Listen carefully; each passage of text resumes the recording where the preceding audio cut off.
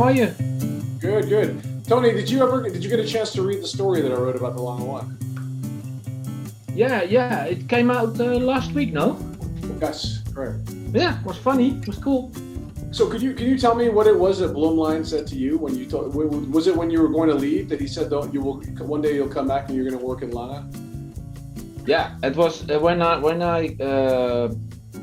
quit IWC.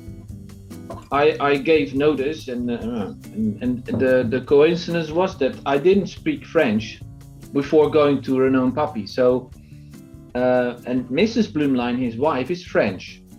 Right. And she gave for employees of IWC, she gave French course, and I never participated. But when the chatting with the Renault Papi started, I thought, shit, I need to learn French. So I went to her and I got private lectures. So at Blumlein's home. Wow. 3 times a week, but he was never there, and of course. The one day after I gave my notice, then he came home and we were just ready with the French. And then he came home and he wanted to chat with me. He said, "What did I hear? You're leaving. Can I ask you, do you have a couple of minutes? And can I ask you why?" And I said, "Yeah, but I can do complications at Renault Papi." Also, I was, of course, very proud to go to Renault Papi. Right. And excited, absolutely. And he said, "Yeah, but you want to do complications, but I can organize you doing complications at IWC." Because I was in the after sales department and I did Da Vinci perpetuals and chronos and so, but not the tourbillons and so. And then I said to Mr. Blum, I said, "Mr. Blumlein, with respect to IWC, but that is some kind of a different level to do stuff like at Renault Papi." And he said, "Okay." And then he showed me, he had a prototype of the datograph on his wrist. Wow. And he took that off and he showed, and I never forget, because like, "Look at this. This is made and developed in Germany. There I need guys like you." Wow. And I said, "Oh, wow, yeah, okay." For a young guy, looking at the chronograph movement of a datograph is kind of a dazzling thing. Absolutely. So, yeah, and someone like, "Yeah, and we can, you should go there, and because it's really cool, and we have, and that's the brand." And I said, "Yeah, Mr. Blumlein, but I signed a contract." And Stephen and Forsey, and so they helped me to find an apartment in the Lokla, and everything was going on. Everything was rolling. And he said, "Yeah, I can talk to Giulio Papi and we'll find an arrangement, no problem." I said, "Sorry, Mr. Blumlein, I can't, because I signed a contract. And if I sign a contract, I go for that." And to be honest, there was a little bit of a part in me that I didn't feel really at that time like going to Germany. As a kid, I always wanted to live in Switzerland. So, so that was my dream a little bit from a kid. So I worked in Schaffhausen and I lived then in Le Locle in the mountains. And it was cool. And of course, I knew already a lot of guys, all the foreigners from Renault Papi and outer Renault Papi. There was Kari Voutilainer, and at that time he was teacher at Woostep. Right. But it's always, if you move to Switzerland, you have to build up your social life over there. The Swiss are not really open. Yeah, it takes a lot of time. They take more time. And once you're in, it's good, it's perfect. But it's quite different than in Holland, especially. So you come with all the foreigners, the Stephen Forsey, Stephen and Phoebe helped us an awfully lot. Also me and my wife to get friends and stuff like that. And then we have all the guys who Peter speak, a lot of Finnish guys, from Finland, crazy guys, the John and Stephen McGonagalls, and Bart and Tim. They just, when I came to Renault Papi, they just left. But yes. I know Bart from school because we were in the same class. Oh wow, amazing! Imagine how that must have been for the teacher. That's incredible. We made a lot of nonsense in school, I can tell you. But That's so I knew Bart. That's why I also knew Renault and Papi, because I knew that he was there and Tim was there, and so there was that was the thing. And when I said to Bloomline, he looked. I said, okay, I respect that, but we keep in touch, and we always kept in touch until he died. It was like I always got an invitation. At that time, it was still Basel Fair because it was no Richemont. So it was Basel Fair. I got an invitation from Bloomline. And he showed me every year the novelties, and he said, so when you're gonna quit these French guys over there, you come to Germany. and I think it was in August 2000, because my wife also learned French from Mrs. Bloomline, and there was a kind of a friendship. They played badminton together and stuff, so there was a kind of a link later on. And then we got our first child in 2000. And then we went to Schaffhausen to Bloomlines also. It was in August. He was already very ill at home, and that was the last time I saw him. And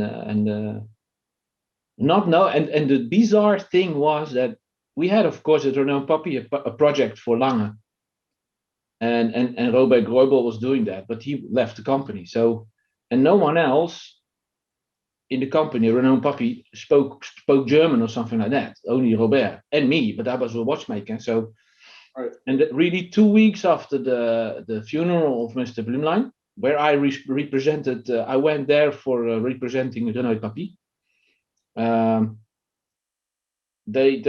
Giulio and Fabrice, at that time he was CEO, Fabrice de Chanel, asked me to come and said, listen, we have a project with Lange, and it's quite difficult for us with the language, and Robert's not doing it anymore. Would you like to do project management for this? I said, whoa, okay, that's cool, because it was still a bit emotional, to be honest, after the death of Bloomline and German and Lange Söhne. And I worked on some prototypes already for Lange. So that was quite cool. And then I said, okay, but then because they wanted me to do the commercial part to be a sparring partner for Fabrice, to do the projects and the stuff. So finally, I went to evening school and 2 days a week in school for marketing and sales. And that I did do until 2004, and I did the project. So 2 weeks later, after the death of Bloomline, I was sitting in the plane with Giulio and Fabrice to Germany, and I met the guys over here. So that's very strange, very bizarre. It's just cool, and there was a cool relationship because the guys in Glashütte were amazing, and good watchmakers, and there was a very good, still is a very good relationship. If you see Giulio Papi and you just mention Lange or Bloomline, he's like, because he says also grace to Mr. Bloomline that Dominique and he could start the company, because that was the first project, and Bloomline did a advanced payment for that stuff to get the guys to get the stuff for working in 1990, 86, 97, 87. Yeah. Incredible. So that was a bit of a, because sometimes people say, yeah, Tony, you worked with Bloomline. No, I never worked with Bloomline. You know, if I work with Bloomline, then I was not developer in IWC. I was head of a service department workshop with 13 watchmakers, and we did service. And the man impressed me very much. I remember the second week after I started in IWC, and you've been there a couple of times. So in the old main building, you have that big stair, you know, the stairway up. Yes. And his office was completely at the top. And I always had to go the stairs, and then the first floor, and then behind go to the workshop. And I remember the second week while I was there, I walked up the stairs and he came down, and I was like, oh shit, boss, you know? Like, you know, that's someone who you read in magazines already and said, oh, wow, famous, you know, this is wow. So I said, Guten Morgen. And he looked at me and he said, Guten Morgen. Ah, you're the new Dutch guy. And he gave me a hand and wished me welcome and good luck and great. And he continued. And I was like, huh? How the hell does he know that I am Dutch and new in the company? Because at that time, IWC had 350 people. Lange probably had 150 people, and Jaeger had 800 people, you know. And he was very much like that. He made every 2 weeks, he made the round through IWC, and the people were really looking forward to see him, because he Wow. was really interested in what you did, and you stopped. It doesn't matter, it didn't matter if there was a watchmaker or a boss or a director, it doesn't matter. And he That's was incredible. very charismatic, very, yeah. So And Tony, when you actually, I've never asked you, like, how did you end up coming back to Lange, or how did you end up going to Lange? Like, how did that conversation go? oh no, I don't know. Of course, Mr. Blumler always asked, but then Blumler was gone. And when I came 2 weeks first time at Lange, Hartmut Knoten, Yeah. Hartmut Knoten, at that time then CEO, he said, I have heard a lot about you. Okay, I don't know. I hope in a positive way, And he says, yeah, Mr. Blumlein spoke about the Dutch guy, and he was willing to get. And so I don't know, nothing happened, because I just started a new adventure, a new chapter at Renault Papi, doing more the commercial side and doing the negotiations with all these brands for projects and stuff. And it was hugely interesting because it's expanded. And in the beginning, I remember it was quite difficult because I was still doing Grand Sonneries, Wow. building Grand Sonneries, and next to my I had a computer, and that only worked for 6 months. You can't do a grand complication, Grand Sonnerie assembling, and then doing a little bit of project management and management. That doesn't work. So I gently went away from behind the bench. But that was a new chapter for me. So I was no interest. They didn't ask. And then I think in 2004, beginning of 2004, Fabian Krone at that time, you remember Fabian. Yes. He came with Tino and with Knoten because we finalized the project. And Fabian never he never seen Renault Papi, so he wanted to know. So I gave them the visit because I was the commercial guy. And he said, yeah, I heard about you, and through okay, could be. And then I think it was funny because the Tino Boba was already my buddy. He was a project manager at product development here at Lange. Yes. And I remember that I think it was a Tuesday afternoon they went, and they had to drive back to Zurich to the airport. And I think 1 hour later, Tino called me and he says, yeah, my Fabian, he was very impressed by you, and he asked if he can call you tomorrow. So yeah, no problem. And then the whole thing started. And that was funny because Tino and me, we had a lot of contact because we had going through difficult times. It was not easy, the projects, and it was taken. It was so many roaring times at Lange after the death of Blumlein, and just new and Richemont, and it was a lot of French guys, and the Germans. So it was tough. And then, so there was a kind of a friendship between Tino and me, and I think it was Fabian said, okay, I would like you to be the new director of product development. And I thought immediately, wait a moment, but I'm never going to be Tino's boss.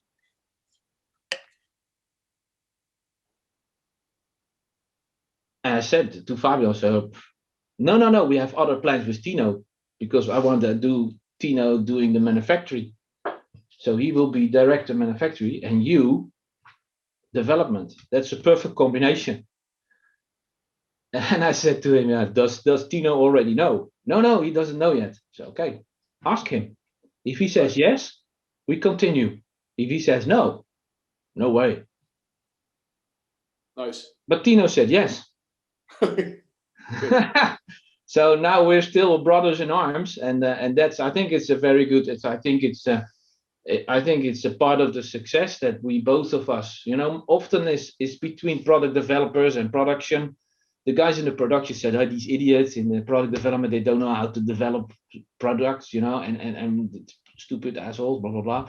And, or the other way around, the guys in development, oh, these stupid monkeys in production, they can't build our watches, That doesn't happen at Lange, because we do not allow people to come between us. In the beginning, you had some strange guys who tried to do a wiggle between us, but it's impossible. It's impossible. and there is a blind, how you call that, a blind understanding between us. And Nice. he is so different than me. He's very German and serious, and I am Dutch and serious. No, but that's different. No, but I think it's a perfect combination. He's also one of the best sparring partners. He's always he's cool, and that's a great combination, and it's fun with the guy, and that's, I think it's a good thing for the company. I think, and as long as everybody lets go, let us making stuff like this, then we can go. Sometimes it's tough times. We had some tough times, 2009, 2008, 2009, but no, it's okay. It's cool. We had to find a rhythm, I think. So tell me, in the context of leading up to 2008, where did the idea of creating a stop-second tourbillon, instantaneous stop-second tourbillon, come from? And how did you guys come up with this idea of this kind of V-shaped, break or spring that even if one side of it is blocked by the tourbillon, it still stops the balance wheel? I think it already started a little bit, let's call it frustration. It started already, I think, in 2002, when the last of the tourbillon Lange ones were produced. They were like, you make a tourbillon with a second hand, and you can't. Why doesn't it have a stop second? Because we have stop seconds in all our watches, and why not in the tourbillon? It's difficult. And I remember we worked on this stuff at Renault Papi. Yes. But we didn't manage at that time. Right. And then, I don't know, we had meetings, and we were working Cabaret Tourbillon. And I think it's 2005. And there were some rough ideas. I think it's from Helmut Geyer, the Helmut, the constructor, the movement designer. And then we started trying, because the excitement is, if you stop the tourbillon cage, the balance wheel can just wiggle out. Yes. And then if you push again, nothing happens. You need to shake your watch to start again. That's a bit of non-precision. Right. But if you stop the balance wheel, the tourbillon cage stops. Yes. And the problem is the three pillars of the tourbillon, which always passing by, and you have a fixed slot. So that's why we came up with that lever, with whether only the pillar of the cage and the balance wheel, or just the balance wheel, or the other way around. So if you look at it, it's quite simple. That's most of the times. It looks quite simple, but the adjustment is tricky, because I remember we bent some balance staffs at the beginning because the force was way too important. So boom, and we made it thinner and thinner, and we adjusted it. So, and then at the end, but in fact, I think a lot of logical thinking. It sounds a bit bizarre when I'm saying that, because it's the same as double split and triple split. It was so one side funny and one side scary. When we launched the double split, it was wow, cool. Yeah, that's logic, why is a rattrapant only within a minute? If you want to seriously capture time of two vehicles, you should do it at least. And the logical next step was triple split. Now, we started quite late on that, because we never expected the success of double split, because in the beginning it was very complicated. Nobody understood what you could do with it.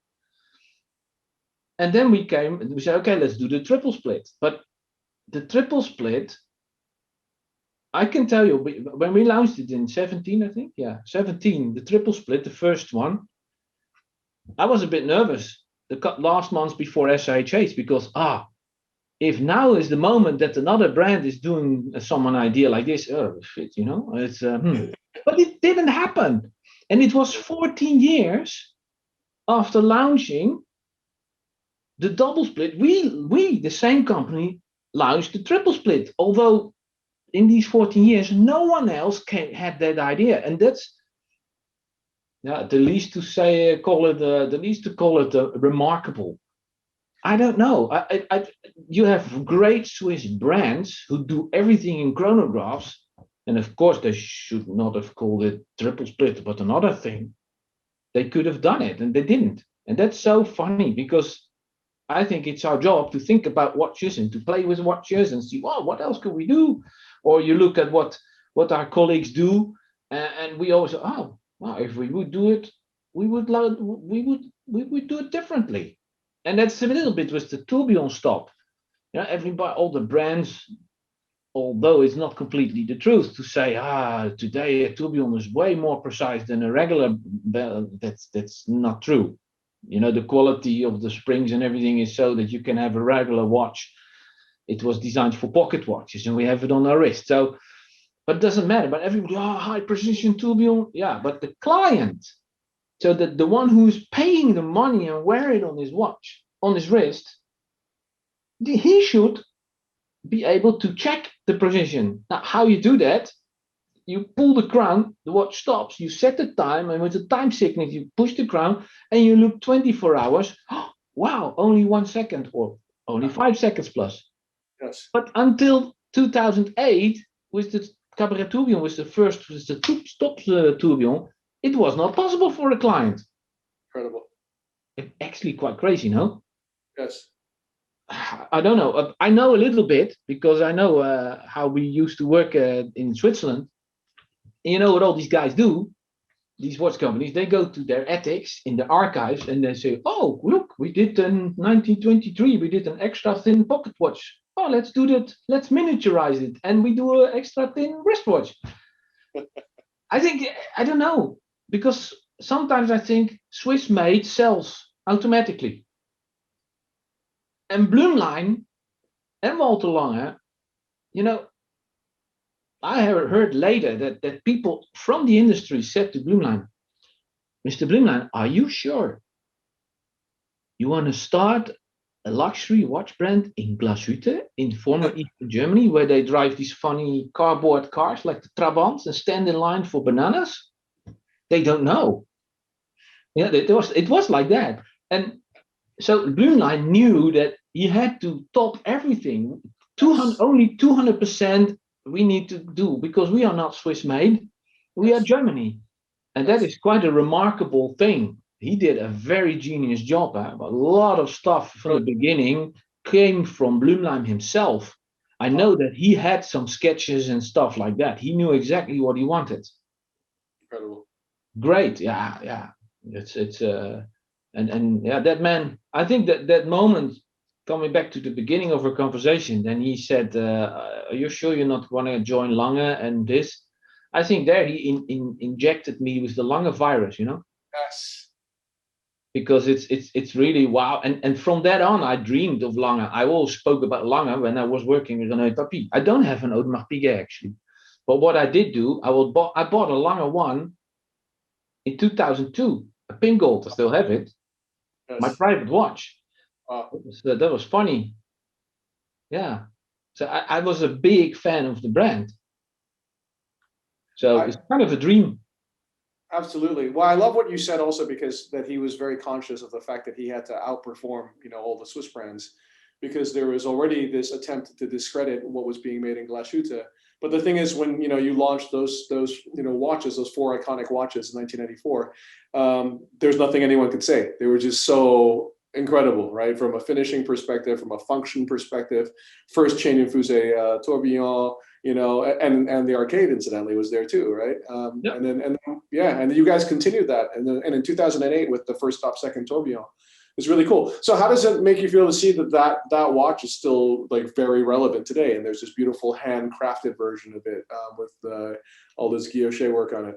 Now, the Cabaret we discontinued in 2010-11. Why? We had so many other ideas. And you saw a couple of them, the Grand Complication, the Zeitwerk family, the repeaters, and all the stuff we did from then. We just didn't have the capacity to continue on a decent way Cabaret Tourbillon or the Cabaret family. And for us, I think rectangular watches are a niche product unless your name is Cartier or Jaeger-LeCoultre. Right. I think it is. And the reason why Blumlein wanted to have the Cabaret was in the 90s, most of the rectangular watches still had round movements. And he said, no, at Lange, rectangular watch, rectangular movement, fit, tailor-made. Bang! We show the world that we are manufacturing. At that time, it was very important. Yes. Today, not. Today, there are many guys who make movements. But at that time, and knowing that it was a niche product, and since 2010, we didn't make, because it was really niche for us. There are only a few built. You know how many watches we make a year, and only a few of them were cabarets and cabaret tourbillons. So we had to focus on. We had so many other projects, and I only have a limited team. So we focused on this, and we dropped it, the cabaret. Not, you know, if you drop, you discontinue. It may not be forever. The guys, the team who is doing the Handwerkskunst, the handcraftsmanship watches, they have ideas with enamel and stuff. And originally it was for a round watch. And I am just curious how the people will react when suddenly a cabaret is coming. And how to do that? How to do that?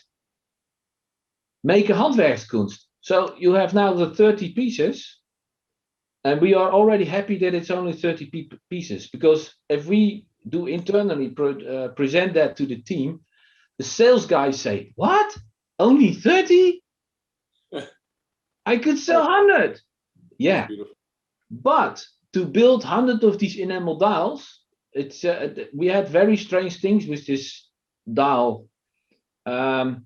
Since it's inserted the 2 subdials, and the opening of the tourbillon cost a bit of a stress for us. You know, you have these 2 subdials. They are white gold and rhodium. They are inserted from the back separately, but you have so many holes in the dial. And of course, you have a counter contre-émail. You have counter enamel. But we still had dials perfectly ready, and then after 2 days, cracks. So they cracked. Wow. So we have a dropout of 50%. Doesn't matter, we have to go. But that's why the team is happy that it's only 30 watches to finalize, because the dial is quite of a nightmare. But that you don't know if you start stuff like that. Because stuff like that, he's like, we could do it, and the, you know, the romp thing, you know, the how you call that shape,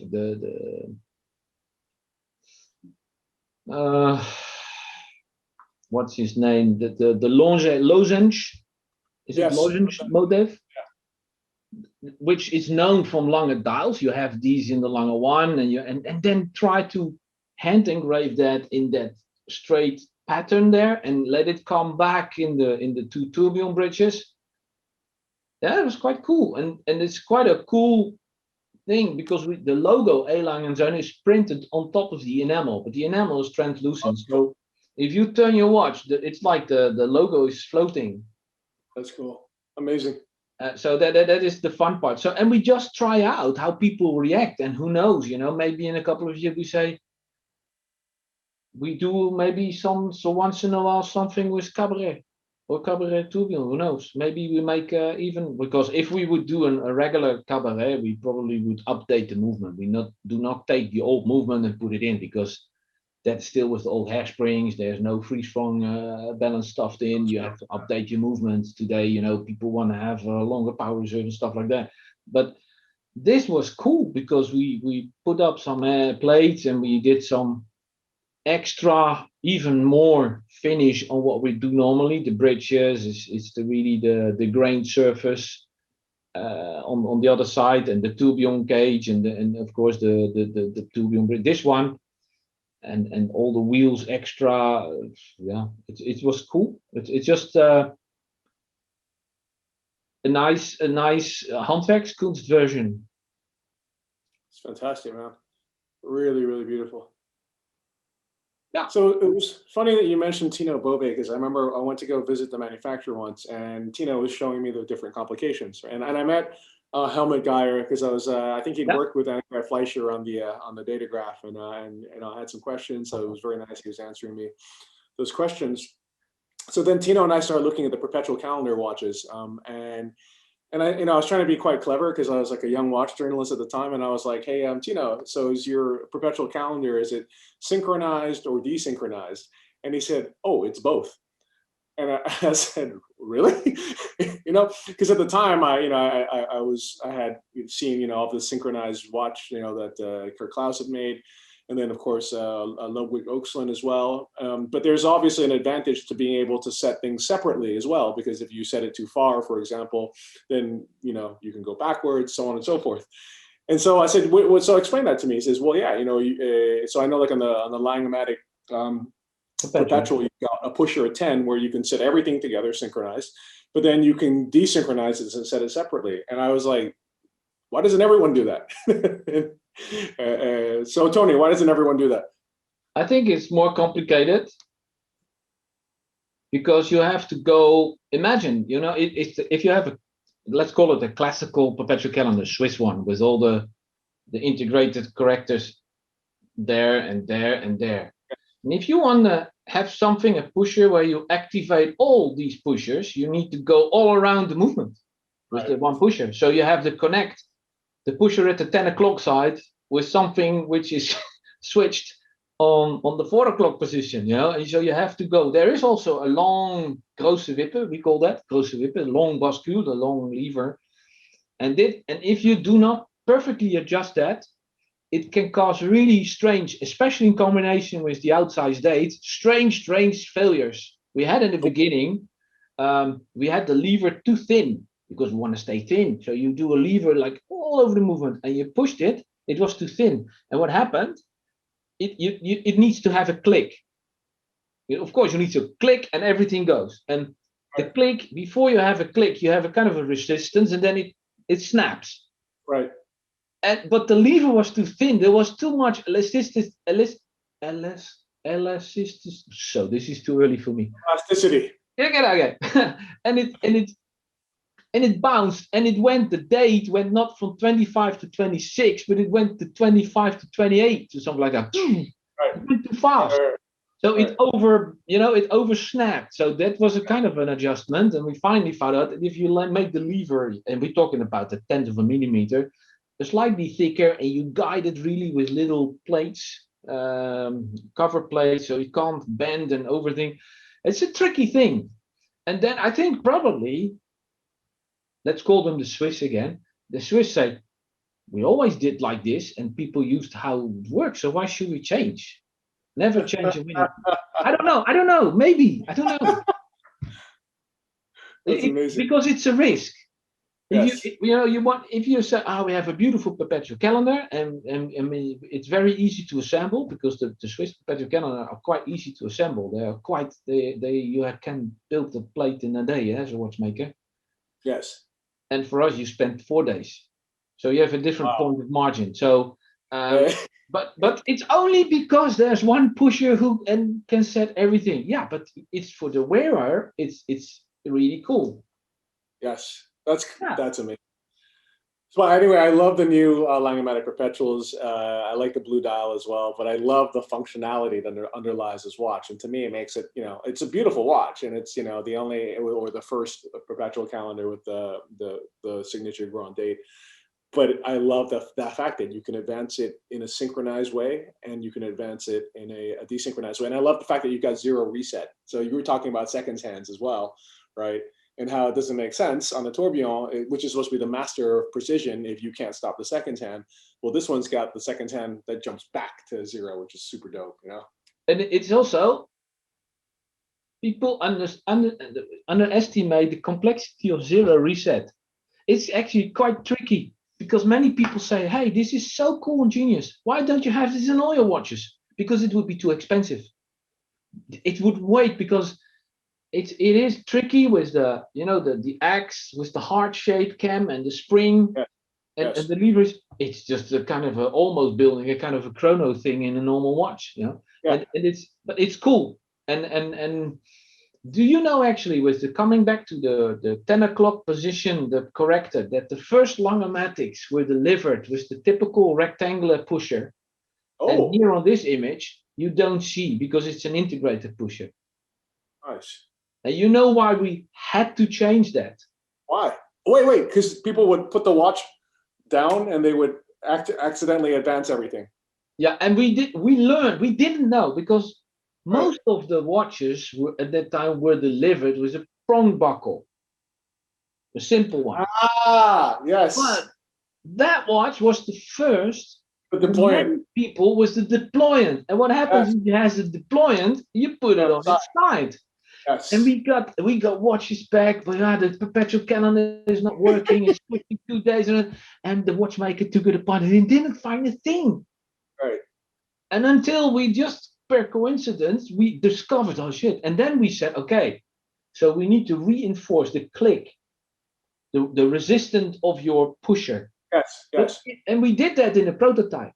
But you know what then happens? Then the funny or the stupid thing I earlier explained with that long lever, the snapping and over speeding the adjustment happened not at the end, but at the beginning. So we need to make the watch bigger to keep that pusher without having that mistake. Now, we didn't do that because that would change the design.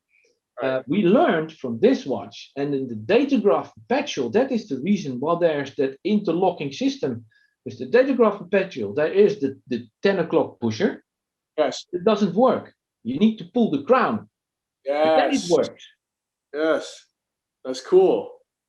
So that's it. That is developed by this learning from the Langematik Perpetual. The Langematik Perpetual, we just integrated that pusher. And that integrated pusher is slightly bigger, so you recognize that is the one for the everything connection, and the others are for the separate thing. Tony, so were there watches delivered that had the pusher that are still out there in the world? Yes. I'm gonna go try to find one. That's cool. And it's also if these watches are sent in service, for example, we offer the client, do you want to have an update?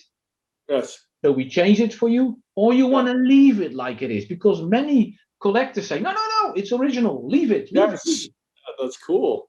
Yeah. But I also love the fact that you're willing to update it, because you've got to change the entire middle case band, right? You know, I mean, yeah, that's a lot. It's expensive. Yeah, but if as a client who has a nervous breakdown, he says, I love the watch, but every time I need to readjust my calendar, yes, we can tell him, yeah, we are very sorry. We know what the problem is. Yes. And we offer you this.